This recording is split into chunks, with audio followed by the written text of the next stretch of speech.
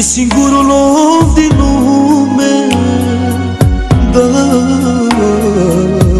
care mă iubește și ține la mine, da.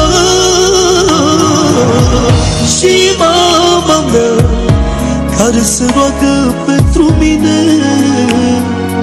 Oh, nimeni altcineva pe lume nu vrea bine.